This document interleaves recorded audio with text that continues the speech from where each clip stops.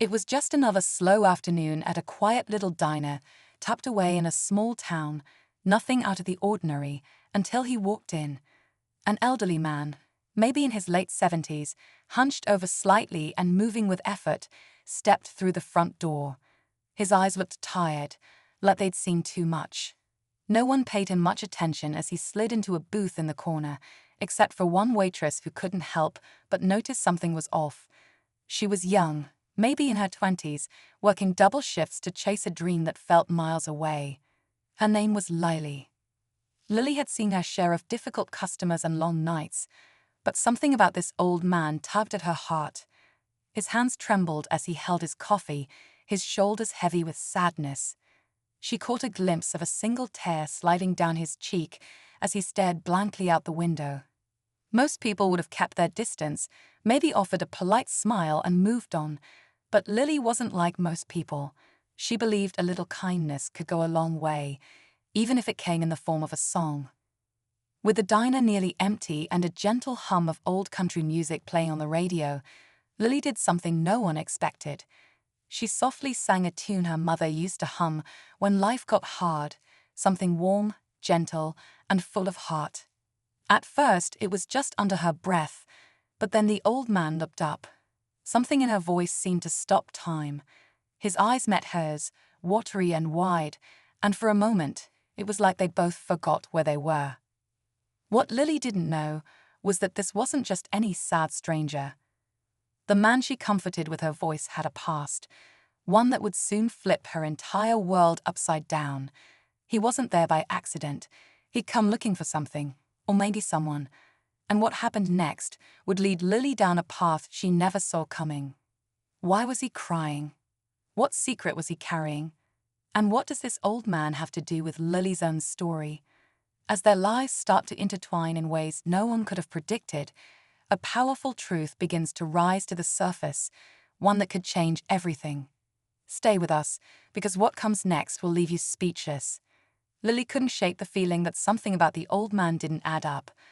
After her song, he just stared at her, eyes glistening, like he was remembering something he hadn't thought about in years.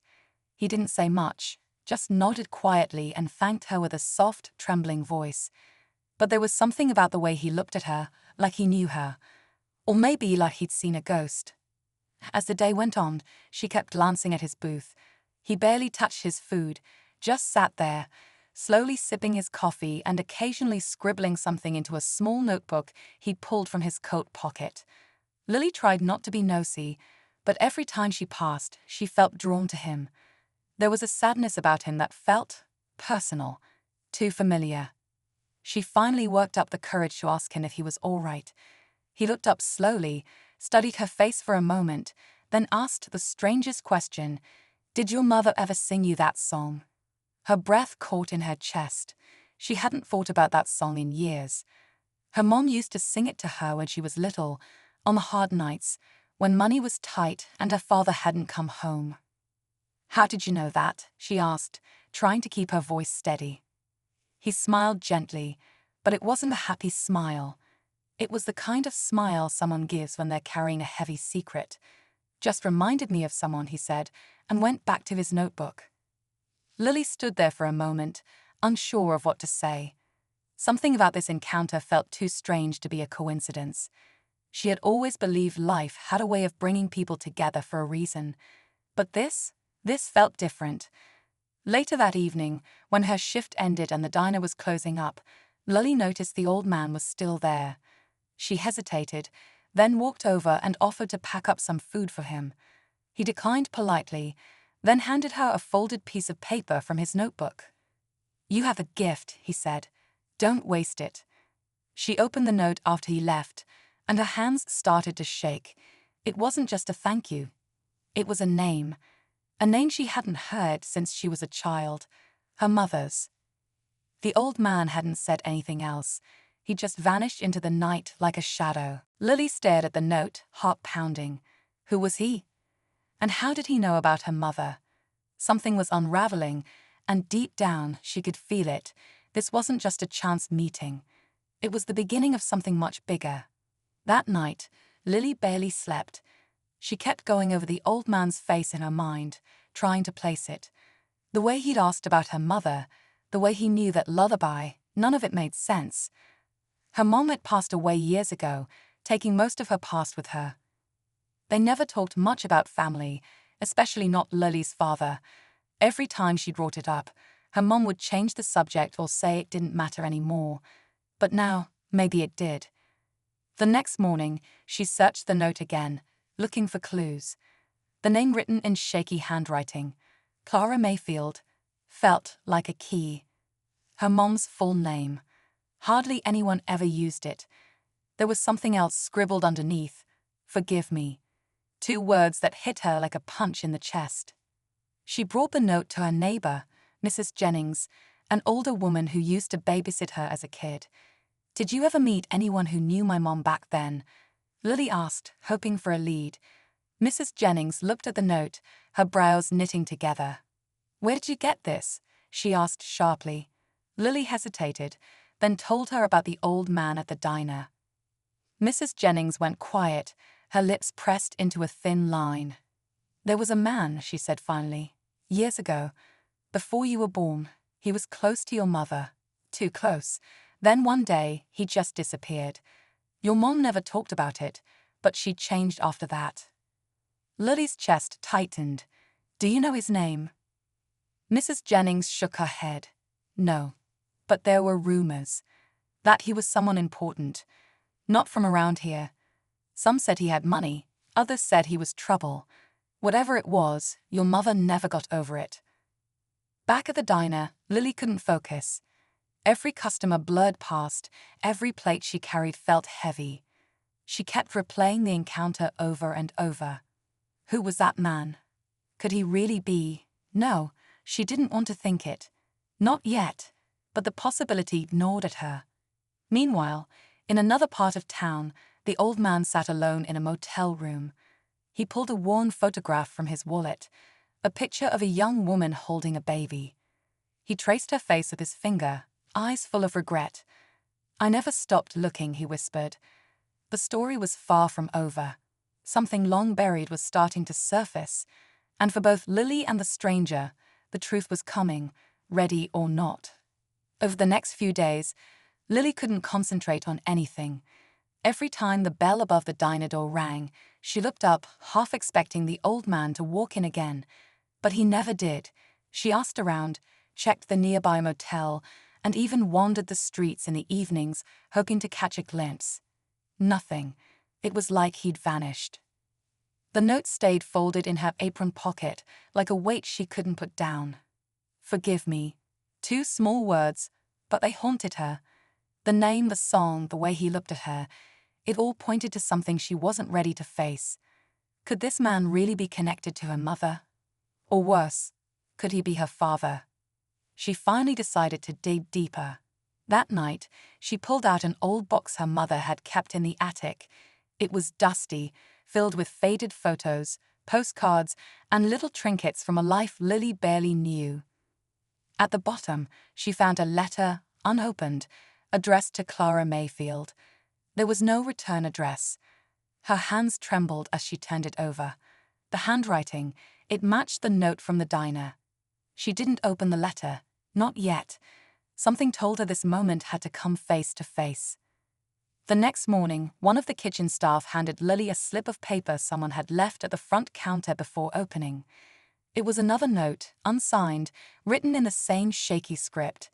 Meet me at Crescent Park, by the bench near the lake, noon. Lily's heart dropped. She folded the note carefully, wiped her hands, and walked straight out the door. Crescent Park was nearly empty, the late autumn wind blowing through the trees. She spotted him before he saw her, sitting on the old wooden bench, hunched over just like before.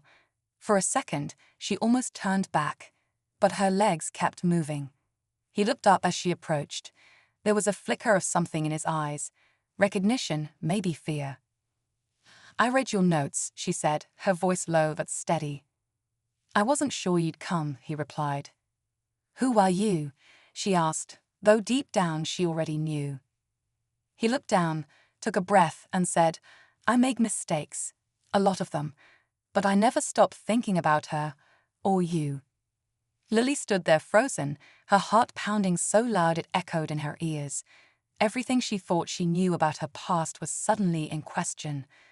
Then he reached into his coat pocket, and what he pulled out would change everything. But not yet. From his coat pocket, the old man slowly pulled out a small velvet box, worn and faded like it had been carried for years. He opened it carefully, revealing a delicate gold locket. Lily's breath caught. She recognized it instantly. Her mother used to wear it every day, right up until she got sick. After she passed, the locket had disappeared. Lily had searched everywhere, assuming it had been lost. But here it was, sitting in the hands of a man who claimed to know her, a man who might be her father. "I gave this to Clara the night before I left," he said quietly. "She never took it off." Lily stared at him, emotions twisting inside her, confusion, anger, disbelief. "Why do you have it? Did my mom give this back to you?" His voice cracked. "No, I took it." She stepped back. "You asterisk what asterisk?" "I saw her one last time, after you were born. She wouldn't let me stay. She was angry, rightfully so. I had no idea about you until then. I begged her to let me be a part of your life, but she slammed the door in my face. I was so angry. I don't know what came over me. I went back the next day and I took it from her porch." Lily was stunned. All this time, she had imagined her mom giving the locket to someone special, maybe even leaving it behind with a purpose. But hearing he stole it felt like a punch in the gut. "You didn't try again?" she asked, her voice shaking. "You just left." "I tried. She refused every letter. I came back a year later, but she'd moved. No address, no trace. I thought I'd lost you both." He looked down, rubbing his thumb across the locket. "It was the biggest mistake of my life." Lily didn't know what to believe anymore. The man in front of her looked broken, haunted by choices that couldn't be undone. But before she could speak, a woman's voice interrupted from behind. "There you are." Lily turned sharply.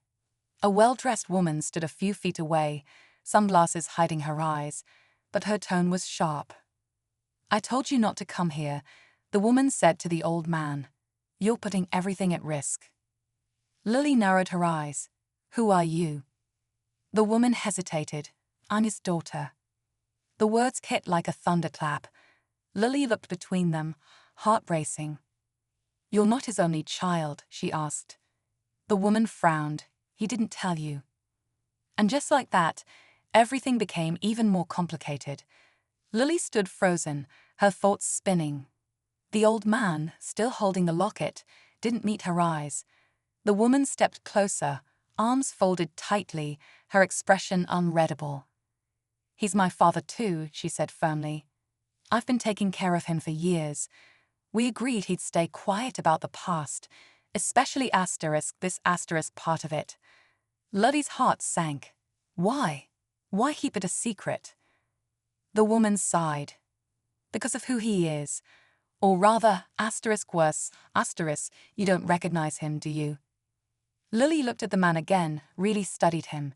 He seemed ordinary. Just a tired, sorrowful old man.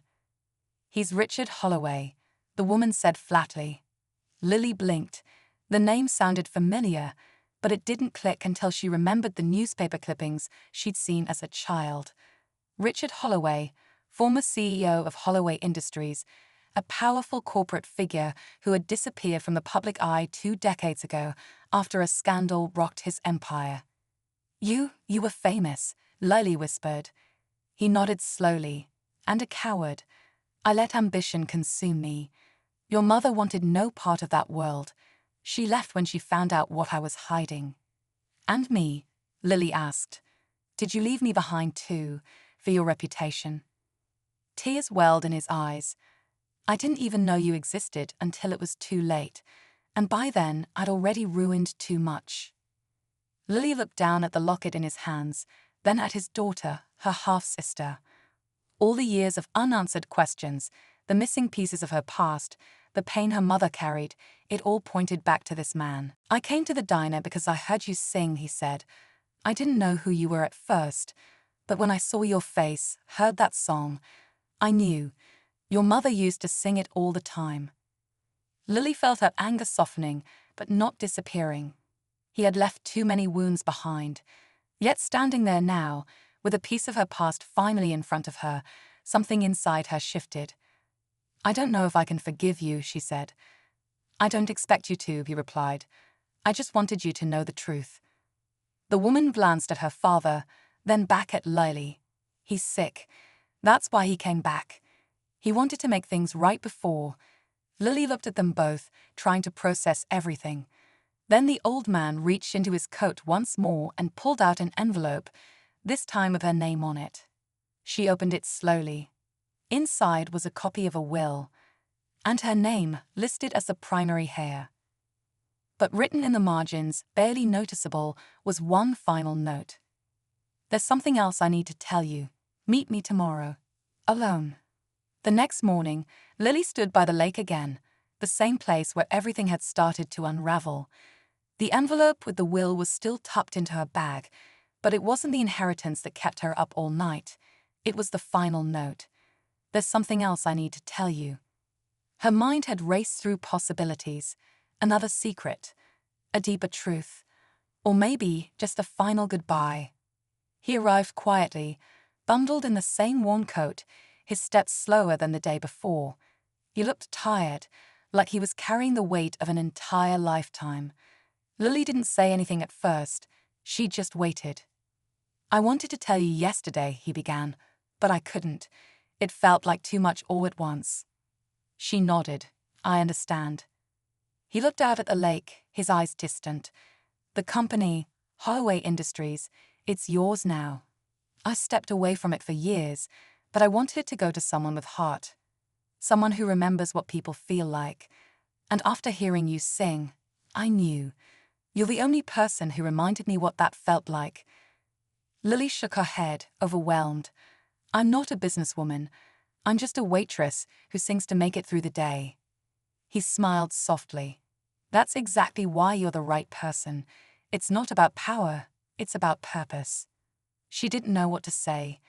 Everything in her life had changed in less than a week. A man she never knew, a family she didn't expect, and a truth that was still settling in. She wasn't sure if she could forgive him completely, but something inside her had shifted. The anger had turned into understanding, and that was enough for now. As they sat together in silence, he reached into his coat one last time and handed her a small folded photo. It was of her mother, young, laughing, holding baby Lily in her arms. "She wanted you to be free," he said. "Free from the weight of my mistakes. But I believe she also hoped one day you find your way back to this part of the story. And now, here you are." Lily clutched the photo gently, a tear slipping down her cheek. "Thank you," she whispered. When she returned to the diner that afternoon, everything looked the same, but she felt different, stronger, wiser. She didn't know what she'd do next. Maybe take time to think, maybe follow the music. But for the first time, her future didn't feel like something she was chasing. It felt like it was waiting for her. And somewhere in that quiet town, behind the songs, the coffee cups, and the memory of a golden locket, a new story was just beginning.